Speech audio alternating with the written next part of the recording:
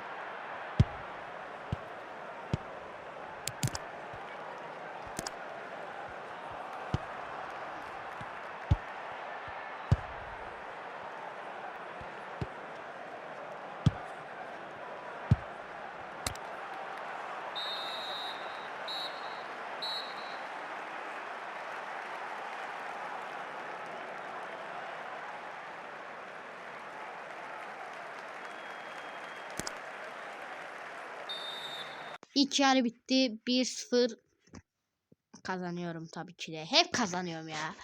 92'lik kaleci. Hep kazanmıyorum. Berabere de kalıyorum. İki defa berabere kaldık. Bir defa mı iki defa mı? Sen niye oynuyorsun? Ben kötü oynuyorum ya. Sende 107 yenlik kadro var. Bende 88. Bırakmıyorum ki ben.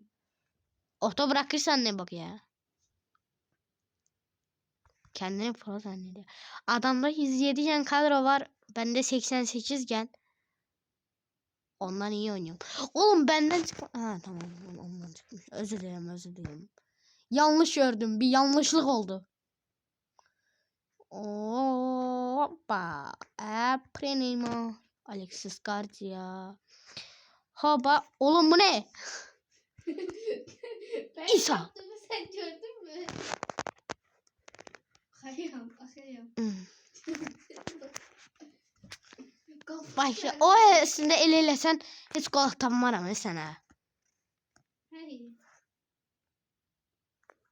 Ay Şundan çıktı. bilmem kime vereceksen. Dondum ben de.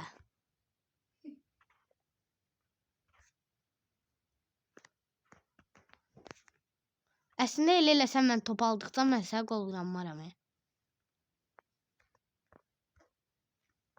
Bende internet gitti. İyi geldi. Cidden çağırabilirdin. Sen çağırın var. Hatta sen gidip. Geldi. Usakta Ne diye. getirdi?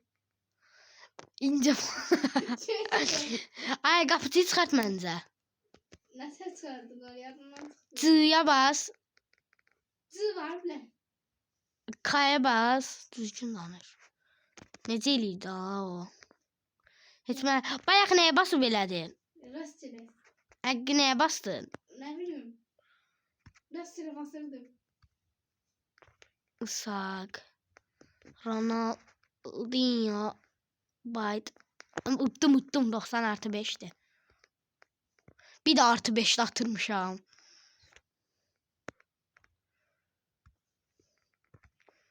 Alexis. Hoppa. Après Neymar. Arkadaşlar 1-0 maç bitti. Görüşmek üzere. 7 dakikalık kalan video oldu. Ve görüşmek üzere.